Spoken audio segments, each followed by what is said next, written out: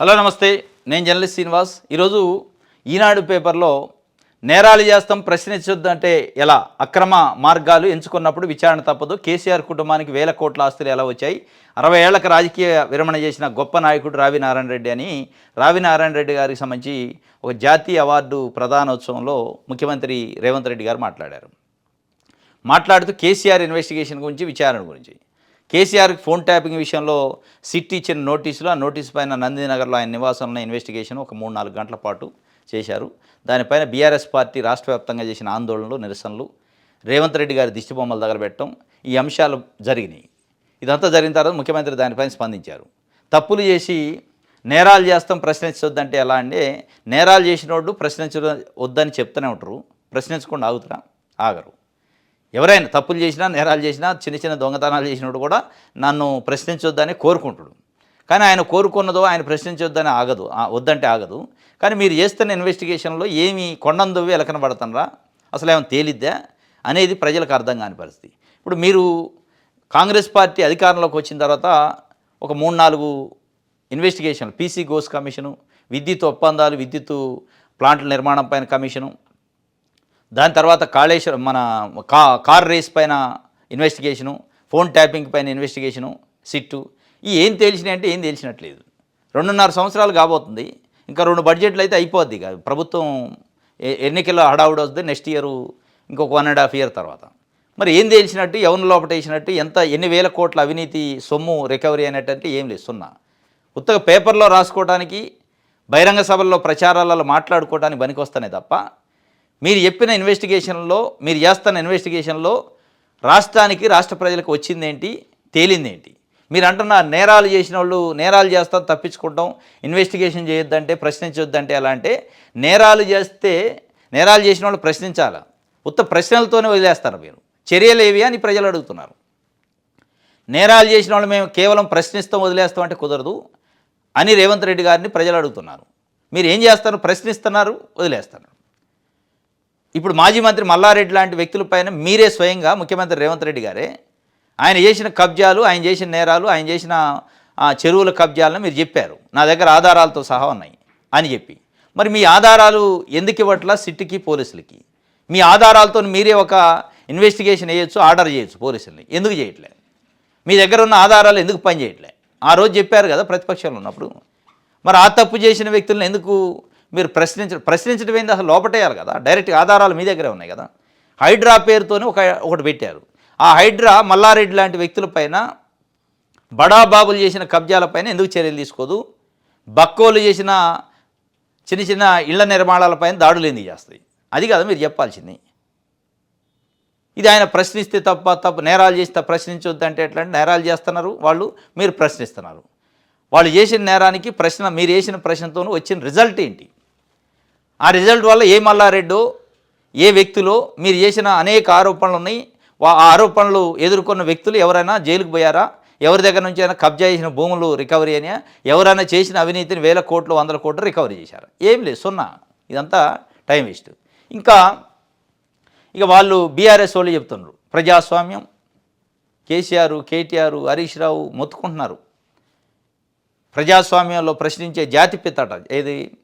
కేసీఆర్. అంటే కేసీఆర్కి telephone tapping కేసులో నోటీస్ ఇస్తే ఇక జాతిపిత అవుతారా? ఇప్పుడు జాతిపితాన్ని మీరు అనుకుంటే కాదు కదా, మీ పార్టీ, మీ నాయన, మీ మామ, లేదా మీ పార్టీ కార్యకర్తలు అంటే కాదు, ప్రజలు అనుకోవాలి జాతిపితాన్ని. ఇక జాతిపితలు అంటే ఫోన్ ట్యాపింగ్ చేయొచ్చా? అరే ఫోన్ ట్యాపింగ్ చేసిన వాళ్ళు ఏదో చెప్పమంటే జాతిపితకి నోటీసులు ఇస్తారా? లేదా కేసీఆర్ గారు అంటాడట లోపల, నేను అసలు జీవితంలో అనుకోలేట్లు, నేను పోలీసులతో ఇన్వెస్టిగేషన్ చేస్తా అంటే, అనుకునేదేంది? తప్పు చేసినప్పుడు తప్పు చేసిన వాళ్ళు లేదా ప్రూవ్ చేసుకునే అది ఉంటుంది కదా, నైతిక విలువ కదా అది. వీళ్ళు ఈ మధ్యకాలంలో బాగా ప్రజాస్వామ్యము, ప్రశ్నించే వాళ్ళ గొంతులు నొక్కుతున్నారు. మేము ప్రశ్నిస్తున్నాం, మా గొంతు నొక్కుతున్నాం. ఏంది మీరు ప్రశ్నించేది? మీరు ప్రశ్నించిన దానివల్ల ఎవరికైనా రైతు బంధు వచ్చిందా? రైతు భరోసా వచ్చిందా? మీరు ప్రశ్నిస్తే ఎవరికైనా ఇంధనం బిల్లు వచ్చినాయా? మీరు ప్రశ్నిస్తే 2 లక్షల ఉద్యోగాలు వచ్చినాయి కాంగ్రెస్ పార్టీ ఇచ్చిన హామీ మేరకు? ఏది మీ ప్రశ్న? మీ ప్రశ్న అంతా రాజకీయం కోసం, మీ ప్రచారం కోసం తప్ప ఇక ప్రజాస్వామ్యం గురించి చెప్తాం వీళ్ళు. మీరు బీఆర్ఎస్ వాళ్ళు 10 ఏళ్ళు పరిపాలించిన ఉద్యమ పార్టీగా ప్రజాస్వామ్యం గురించి ఈరోజు మాట్లాడుకుంటే నవ్వుకుంటున్నారు ప్రజలు. మీరు చేసిన ఆగడాలు, మీరు చేసిన ఆధిపత్యం, మీరు చేసిన పోలీసు నిర్బంధం, మీరు చేసిన ధర్నా చౌకులు ఎత్తేయటం, గద్దర్ లాంటి ప్రజాగాయకుడిని, కోదండరాం లాంటి ఉద్యమ నేతని ఏం చేశారు మీరు? కోదండరాం ఇంట్లోకి పోలీసులు జొరబడి ఆయన ఇంట్లో ఉన్న వ్యక్తిని దర్వాజాలు తలుపుల్ని గడ్డపారలతో పొడిచి తీసుకెళ్లారు. కోదండరాం ఉగ్రవాదా? కోదండరాం నయ్యుమా? కోదండరాం తీవ్రవాదా? ఎట్లా చేస్తారు మీరు? ఆ రోజు లేదా ప్రజాస్వామ్యం? అంటే మీకు నచ్చిన రోజు, మీ చేతిలో పోలీసులు ఉన్న రోజు ప్రజాస్వామ్యం ఉండదు. మీ పైనే పోలీసులో ప్రభుత్వం ప్రశ్నిస్తే అప్పుడు ప్రజాస్వామ్యం గుర్తుంది. గద్దర్ లాంటి వ్యక్తి ప్రజాగాయకుడు, ఆయన తెలంగాణ ఉద్యమం ఆయన శ్వాస. వాస్తవంగా ఉద్యమంలో ఆయన లేనిది తెలంగాణ ఉద్యమం లేదు. అట్లాంటి వ్యక్తిని 4-5 గంటల పాటు మీ ప్యాలెస్ ముందు, ప్రజాభవన ప్రగతి భవనం, అప్పుడు మరి ప్రగతి భవన్ అని చెప్పే ప్రగతి భవనం ముందు ప్రజలకు చోట్లేదు. ఎవరు ప్రగతి కోసం ఆ భవనం? మీ కుటుంబం ప్రగతి కోసం భవనం కట్టుకున్నారా? ప్రజల కోసమా? ప్రజల ప్రగతి కోసం అయితే ఆ ప్రజలకు ప్రతినిధి అయిన గద్దర్ ఎందుకు లోపలికి రావడానికి ఎలిజిబిలిటీ లేదని 4 గంటల పాటు మీరు అక్కడ కూర్చోబెట్టారు. 4 గంటల పాటు మీకు తెలిసి సీసీ కెమెరాలు చూసుకుంటా గద్దర్ని ఎండలో కూర్చోబెట్టి మీరు ఈరోజు ప్రజాస్వామ్యం గురించి మాట్లాడతారు. ఇందిరా పార్క్ దగ్గర ఉన్న ధర్నా చౌక్ అవసరమే లేదు, ఎందుకు ధర్నా లాంటివి? ఆర్టీసీ కార్మికులకు సంబంధించి కార్మిక సంఘాలు అవసరం లేదండి. ఇవన్నీ ఏంటి? ప్రజాస్వామ్యమా? ప్రజాస్వామ్య వ్యతిరేక పద్ధతుల నియంత పోకడలు. మీరు నియంత పోకడలు 10 సంవత్సరాల పాటు పాటించి ఇప్పుడు వచ్చి ప్రజాస్వామ్యం అంటే ఎవరు నమ్మాలి? ఎందుకు నమ్మాలి? ఇది వారు పార్టీలు మాట్లాడుతున్నాయి, నేరాలు చేస్తాం, ప్రశ్నిస్తామంటే, ప్రశ్నిస్తే వద్దంటే ఎట్లా అంటే ప్రశ్నలతోనే వదిలిపెడుతున్నారు మీరు. ఇంకోటి, సర్పంచ్ పదవిపై వ్యామోహం అట, కన్నబిడ్డపై కర్కశం, 3 పిల్లలు ఉంటే పోటీ చేయలేనని ఓ కుమార్తెను హత్య చేసిండట ఒక దుర్మార్గుడు తండ్రి. ఎడ్లపల్లి సర్పంచ్ పదవిపై కాంక్ష అతన్ని కర్కోటంగా మార్చింది. 3 పిల్లలుంటే పోటీలో నిలిచేందుకు అర్హత కోల్పోతానని భావించి ఓ చిన్నారిని నీటిలో పడేసి హత్యకు పాల్పడ్డారు. సోమవారం నిజామాబాద్ జిల్లా ఎడ్లపల్లి రాణాలో సిపి సాయి చైతన్య ఈ కేసు వివరాలు వెల్లడించారు. ఎడ్లపల్లి మండలం ఏఆర్పి శివార్లో గత నెల 29న D46 సాగునీటి కాలువలో ఓ బాలిక మృతదేహం తేలియాడుతూ కనిపించిందట. అసలు 3 పిల్లలు ఇప్పుడు లేదుగా, మన తెలంగాణ నిబంధన ఎత్తేసారు. మరి వాడికి ఏమి జ్ఞానం ఉందో ఏం తెలుసో లేదు కానీ చంపేసిండు పాపని. ఎక్కడుంది ఇది? ఇది శరీరంపై గాయాలు ఉండటంతో పోలీసులు కేసు నమోదు చేసి దర్యాప్తు ప్రారంభించారు. బాలిక చిత్రాన్ని సామాజిక మాధ్యమాల్లో పోస్ట్ చేయగా కానిస్టేబుల్ సుధీర్ పోస్ట్ను మహారాష్ట్రలోని ముఖేడ్ తాలూకా కేరూరు గ్రామంలో ఉంటున్న అతని బంధువుకు చూసి గుర్తుపట్టారు. అక్కడోడు ఇక్కడ వచ్చి చంపేసిండు గుర్తుపట్టారు. పోలీసులు అక్కడికి వెళ్ళి విచారణ చేపట్టగా దిగ్భ్రాంతికర విషయాలు తెలిసాయి. కేరూరుకు చెందిన పాండురంగాకు 2 కుమార్తెలు, 1 కుమారుడు. గ్రామంలోనే క్షవరవృత్తి చేస్తుంటాడు. త్వరలోనే పంచాయతీ ఎన్నికలు జరగనుండగా సర్పంచ్గా పోటీ చేయాలని ఆశపడ్డాడు. అయితే మహారాష్ట్రలో నిబంధనల ప్రకారం 3 పిల్లలు ఉంటే ఎన్నికల్లో పోటీకి అనర్హులవుతారని ఒక బిడ్డను తనకు ఇచ్చేయాలని ప్రస్తుత గ్రామ సర్పంచి షిండే గణేష్ పాండురంగాకు సూచించాడు. దీంతో అతను తన కుమారుడి జన్మ ధృవీకరణ పత్రంలో షిండేకి జన్మనిచ్చినట్టుగా మార్పులు చేసి దత్తత ఇచ్చేయాలని ప్రయత్నించాడు. ఇందుకు పూణే కార్పొరేషన్ కార్యాలయానికి సైతం వెళ్ళినా పని కాలేదు. దీంతో ఒక బిడ్డను చంపేసి తప్పిపోయినట్టుగా చెప్పి పోటీ చేయాలని భావించాడు. పథకం ప్రకారం తన పెద్ద కుమార్తె ప్రాచి 6 సంవత్సరాలట పాపం 6 సంవత్సరాలని ద్విచక్ర వాహనంపై కేరూరు నుంచి సుమారు 60 కిలోమీటర్ల దూరంలోని ఏఆర్పి క్యాంపు శివార్లోకి తీసుకొచ్చాడు. ఆమె ప్రాధాయపడుతున్న వినకుండా నిర్దాక్షిణ్యంగా D46 కాలువలో పడేసి వెళ్ళిపోయాడు. ఒకసారి 3 పిల్లలు పుట్టిన తర్వాత వారు చనిపోయినా తప్పిపోయినా ఎన్నికల్లో అనర్హులైనని పూర్తి నిబంధనలను తెలుసుకోకుండా అభమో శుభం తెలియని కుమార్తెను కడతీర్చాడు. నిందితుడు పాండురంగా షిండే గణేష్ను అదుపులోకి తీసుకుందట రిమాండ్ చేశారు. ఏం చేస్తారో నాయన, సర్పంచ్ పదవి ఉంటేంది ఊడితేంది, కన్నబిడ్డని చంపుకుంటే అది ఇటువంటి వాడికి జనాలు ఎట్లా ఓట్లు వేస్తారు రేపు ఒకరు? వాడు ఏం ఆలోచించాడు? ఆ నిబంధనను కనీసం చూసుకోవాలి కదా. అంత మూర్ఖుడు సర్పంచ్ అయితే ఆ ఊరు బతికిద్దే? ఆ ఊళ్ళో ప్రజలు బతుకుతారా? ఎవడడ్డమంతో వాడిని చంపుతావు కదా. నీ సర్పంచ్ పదవికో నీ సంపాదనకు అడ్డం వస్తే రేపు భార్య ఉండదు, ఇంకా మిగతా పిల్లలు ఉండరు, లేదా నిన్ను ఓటేసి ఒకళ్ళు ఎన్నుకుంటే ఆ ప్రజలు ఉండరు. మొత్తం జైలు పాలండి సర్పంచ్ పదవి పోయి. సర్పంచ్ పదవి వస్తుంది అనుకోండు, అది పోయింది, ఉన్న వృత్తి పోయింది, జైలు పాలండి కన్న బిడ్డ బాయ్. వాడు రేపు బయటకు వచ్చి తలెత్తుకొని ఎట్ట తిరిగేది? ఇంత ఉత్కృష్టంగా ఇంత మూర్ఖంగా ఉంటే ఏంటిది పదవుల కోసం? 3 పిల్లలు ఉంటే నిబంధన ఉంది మహారాష్ట్రలో. మన దగ్గర ఎట్లా తొలగించారు, మన దగ్గర తొలగించబట్టి ఇంకా అట్లాంటివి ఏమైనా జరగకుండా ఆయనేమో. 3 పిల్లలు వన్స్ పుట్టిన తర్వాత చనిపోయినా తప్పిపోయినా 3 పిల్లల కింద లెక్కే. దాని ఇంటెన్షన్ ఏంది, పిల్లలు ముగ్గురు ఉండకూడదని కాదు. ముగ్గురు పిల్లల్ని కన్నడు అంటే వాడు జనాభా నియంత్రణ పాటించలేదు కాబట్టి నీకు అర్హత లేదు అంతే. కన్న తర్వాత నేను దత్తత ఇస్తా, నేను చంపేస్తా, నేను తప్పించి దాచిపెడతా కాబట్టి నాకు ఇద్దరే ఉన్నారంటే కుదరదు. కనకుండా ఉండాలి. కన్నవాంటే అయిపోయాక ఉన్నా లేకపోయినా, భూమి మీద ఉన్నా లేకపోయినా ముగ్గురు పిల్లల కింద లెక్కే నీకు. అది మర్చిపోయిండు, చంపేసిండు పాపం. ఇంత మూర్ఖంగా, ఇంత కఠినంగా, ఇంత కసాయిగా ఉండే తల్లిదండ్రులు కూడా ఉంటారంటే ఆ తల్లి ఎంత బాధపడి ఉంటుంది. వాడు ఏం సర్పంచ్ ఏం కాదు. ఇంకోటి 85 లక్షల ఆభరణాలు కాజాతట. మేమూస్ అంటే అబ్బాయికి ఎంత ఇష్టం, ఎన్ని పెట్టినా హాయిగా లాగించేస్తాడా. అమితమైన మక్కువే ఆ ఇంటికి ఓ సమస్యను తెచ్చిపెట్టింది. 80 లక్షల రూపాయల విలువైన నగలు పోగొట్టుకునేందుకు కారణమైందంటే ఉత్తరప్రదేశ్లోని దేవారియాకు చెందిన బాలుడు 7వ తరగతి చదువుతుండు. అవి మేమోలు తినేందుకు తరచూ ఓ దుకాణానికి వెళ్ళేవాడట. ఒక షాప్కి వెళ్తా ఉండు, అవి తింటా ఉండు. తిన్నప్పుడల్లా వాళ్ళు ఏం చేస్తారంటే మంచిగా వాడికి ఇష్టం కాబట్టి పెడతారు. పెట్టిన తర్వాత మీ ఇంట్లో ఉన్న గోల్డ్ ఆర్నమెంట్స్ తీసుకురావంటే పాపం వానికి తెలియదు ఈ గోల్డ్ వాల్యుబుల్ అని. తీసిపోతుంటే ఇస్తాడు, తీసుకెళ్తుంటే ఇస్తాడు. మొత్తం అయిపోయినాయట. అయిపోయి వన్ ఫైన్ డే వాళ్ళు చూసుకుంటే మొత్తం లేవు నగలు. ఏంటని ఆరాధిస్తే ఆ బాబు ఆ షాపులో ఇచ్చినట్టు చెప్పిండట. ఇది ఉత్తరప్రదేశ్లో జరిగింది. పోలీసులు గీతాడద్దు, సోషల్ మీడియాలో పోస్టులపై కేసుల నమోదులో పోలీసులకు హైకోర్టు మార్గదర్శకాలు పాటించాల్సిందే రాష్ట్ర ప్రభుత్వానికి తేల్చి చెప్పిన సుప్రీంకోర్టు. రాజకీయ విమర్శలపై ఇష్టారాజ్యంగా కేసులు పెట్టలేరు. ఎఫ్ఐఆర్ నమోదుకు ముందే పబ్లిక్ ప్రాసిక్యూటర్ సలహా తప్పనిసరిగా తీసుకోవాలని చెప్పింది. హైకోర్టు తీర్పును సవాల్ చేస్తూ ప్రభుత్వం వేసిన పిటిషన్లో మెరిట్స్ లేవంటూ కొట్టివేత. సోషల్ మీడియా పోస్టులు, రాజకీయ విమర్శలకు సంబంధించి ఎడాపెడా కేసులు నమోదు చేస్తున్న పోలీసుల తీరుకు అడ్డుకట్ట వేస్తూ తెలంగాణ హైకోర్టు ఇచ్చిన తీర్పును సుప్రీంకోర్టు సమర్థించింది. సోషల్ మీడియా పోస్టులపై కేసులు నమోదు చేసే సమయంలో పోలీసులు పాటించాల్సిన విధి విధానాలపై హైకోర్టు ఇచ్చిన ఆదేశాల్లో జోక్యం చేసుకోవడానికి సర్వోన్నత న్యాయస్థానం నిరాకరించింది. ప్రాథమిక హక్కుల రక్షణ కోసమే హైకోర్టు ఆ నిబంధనలు పెట్టిందని, వాటిని పోలీసులు ఖచ్చితంగా పాటించాల్సిందేనని స్పష్టం చేస్తూ రాష్ట్ర ప్రభుత్వం దాఖలు చేసిన పిటిషన్ను కొట్టేసింది. ఈ మేరకు justice JB Pardiwala, justice Vijay బిష్నాయిలతో కూడిన ధర్మాసనం సోమవారం తీర్పు వెలువరించింది. అసలు ఏం జరిగిందంటే సామాజిక మాధ్యమాల్లో నెటిజన్ల పోస్టుల ఆధారంగా యాంత్రికంగా క్రిమినల్ కేసులు నమోదు చేయడాన్ని తప్పుపడుతూ ఇది 10th పేజీలో ఉంది. రైట్. తెలంగాణ హైకోర్టుకు ఒక రకంగా షాక్ తగిలింది తెలంగాణ ప్రభుత్వానికి. ఎందుకంటే హైకోర్టు ఆల్రెడీ ఒక డైరెక్షన్ ఇచ్చింది అడ్డగోలుగా కేసులు పెట్టొద్దని. దానిపైన వీళ్ళు అప్పీల్కి వెళ్ళారు. సుప్రీంకోర్టు కూడా మొట్టికాయలు వేసింది ఒక రకంగా సోషల్ మీడియా పోస్టుల పైన అడ్డగోలుగా అక్రమ కేసులు పెడితేని. హైకోర్టు గతంలో తీర్పిచ్చింది. ప్రజల భావ ప్రకటన స్వేచ్ఛను హరించేలా వ్యవహరించరాదని సూచించింది. ఎఫ్ఐఆర్ నమోదుకు ముందు పాటించాల్సిన మార్గదర్శకాలను తీర్పులో పొందుపరిచింది. అయితే ఈ మార్గదర్శకాలు దర్యాప్తు సంస్థల విధులకు ఆటంకం కలిగిస్తున్నాయంటూ తెలంగాణ ప్రభుత్వం సుప్రీంకోర్టును ఆశ్రయించింది. దీనిపై సోమవారం సుప్రీం ధర్మాసనం ముందు వాడివేడిగా వాదనలు జరిగాయి. పోలీసుల దర్యాప్తు స్వేచ్ఛకు మార్గదర్శకాలు అడ్డంకిగా ఉన్నాయని లూథ్రా చెప్పిండు. విచారణ ప్రారంభం కాగానే తెలంగాణ ప్రభుత్వం తరఫున సీనియర్ న్యాయవాది సిద్ధార్థ లూథ్రా, ఈయన చంద్రబాబు నాయుడు గారు అడ్వకేటు, ఇక్కడ రేవంత్ రెడ్డి గారు కూడా ఆయన్నే పెట్టుకోండు, అంటే ప్రభుత్వం తరఫున డబ్బులు ఇచ్చి మరి వాదనలు వినిపించారు. కేసు మెరిట్స్పై తాము వాదించడం లేదని, కానీ హైకోర్టు విధించిన కొన్ని షరతులు ఇబ్బందికరంగా ఉన్నాయని కోర్టు దృష్టికి తెచ్చారు. హైకోర్టు తీర్పులోని పారా 29లో ఇచ్చిన మార్గదర్శకాలపై మాకు అభ్యంతరం ఉంది.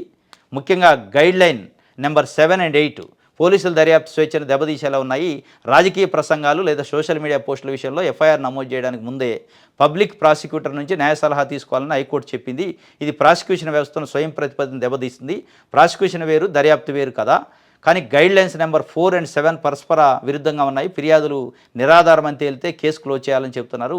అది కేవలం సాక్ష్యాధారాలు లేని వల్లే అని చెప్పి పోలీసులకు హైకోర్టు కొన్ని మార్గదర్శకాలు జారీ చేసింది. ఆ మార్గదర్శకాలపైన తెలంగాణ హైకోర్టు కొన్ని గైడ్లైన్స్ ఇచ్చింది. అడ్డగోలుగా అడ్డదిడ్డంగా కేసులు పెట్టదు, క్రిమినల్ కేసు సోషల్ మీడియా యాక్టివిస్టులపైన, ప్రశ్నించే వాళ్ళపైన అని చెప్తే దానిపైన సుప్రీంకోర్టుకి పోయారు తెలంగాణ ప్రభుత్వం. దాంట్లో సిద్ధార్థ లూథ్రా అని అడ్వకేట్కి పెట్టుకొని వెళ్తే అల్టిమేట్గా సుప్రీంకోర్టు కూడా హైకోర్టు ఇచ్చిన మార్గదర్శకాలను కన్ఫర్మ్ చేసింది.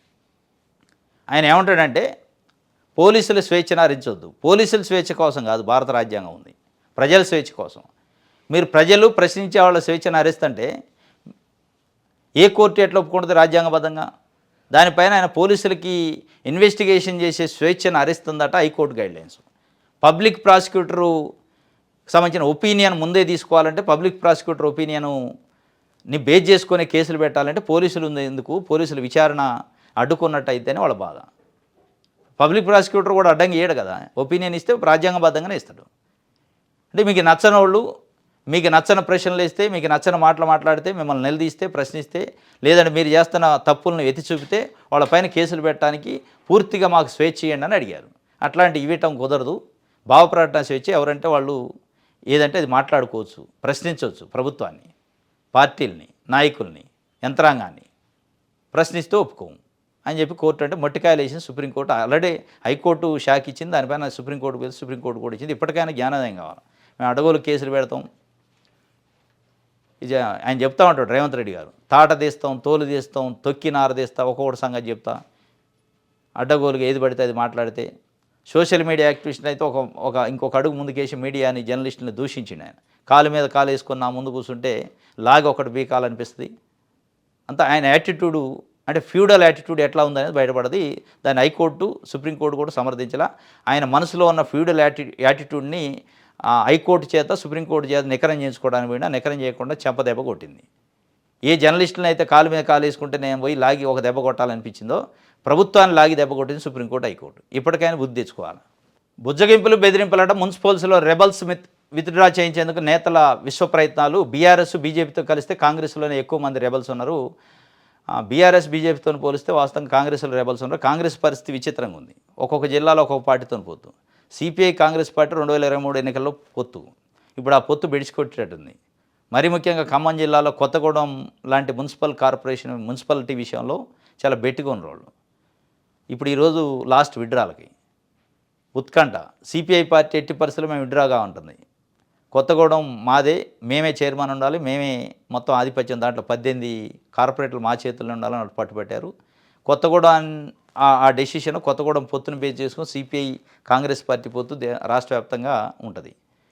కాంగ్రెస్ పార్టీ కూడా అదే పెట్టుతోంది, ఎట్టి పరిస్థితుల్లో కొత్తగూడెం వదిలిపెట్టమని. ఇప్పుడు వైరా లాంటి మున్సిపాలిటీలో, మదర్ లాంటి మున్సిపాలిటీల్లో, ఖమ్మం, ఏదులాపురం లాంటి మున్సిపాలిటీలో, మిగతా ప్రాంతాల్లో కూడా సిపిఎం, బీఆర్ఎస్ ఆల్రెడీ పొత్తులో ఉన్నాయి. దాంతో సిపిఐ కూడా కలవబోతుందట. సిపిఐకి కాంగ్రెస్ పార్టీ ఏదైతే వాళ్ళు అడుగుతున్న సీట్లు ఇవ్వకపోతే అది దేశపై వాళ్ళు ఒక రకంగా బ్లాక్మెయిల్ చేస్తారు కాంగ్రెస్ని. మీరు మాకు కోరుకున్న ఇవ్వకపోతే మేము పోయి ఆ కూటమిలో కలుస్తాం, బీఆర్ఎస్ కూటమిలో, సిపిఎం కూటమిలో. బీఆర్ఎస్, సిపిఐ, సిపిఎం కూటమి కడితే అది ఎన్నికల ప్రభావం చూపిద్ది. ఎందుకంటే కాంగ్రెస్ పార్టీతో కలిసి చూడలేడు. బీజేపీ ఎట్లా కలవదు, అప్పుడు ఒంటరి అయిపోద్ది కాంగ్రెస్ పార్టీ. అసలే యాంటీ ఇన్కమెన్స్ ఉంది. దాని తోడు సిపిఐ పార్టీ కూడా లేని పరిస్థితి ఉంటే, ఇక స్థానిక సంస్థలు కాబట్టి స్లైడ్ డిఫరెన్సే ఉంటుంది. ఇప్పుడు ఒక పార్టీ ఇంకో పార్టీతో కలిస్తే గెలిచేది ఓడిది, ఓడేది గెలిచిద్ది. ఆ ఈక్వేషన్స్లో దెబ్బతినేటట్టుంది. మరి ఏం చేస్తారు కానీ మొత్తం మీద ఉత్కంఠ ఉంది.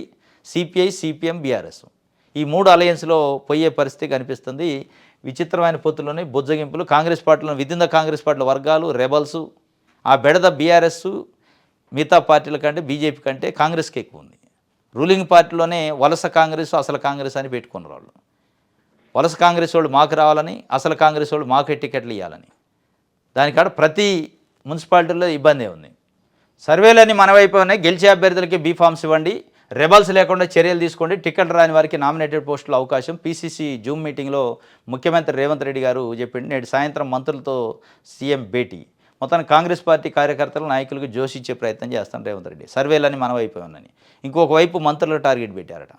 ఇప్పుడు మంత్రులకి పదవి గండం ఉంది మున్సిపల్ ఎన్నికలతోనని అదొక చర్చ నడుతుంది.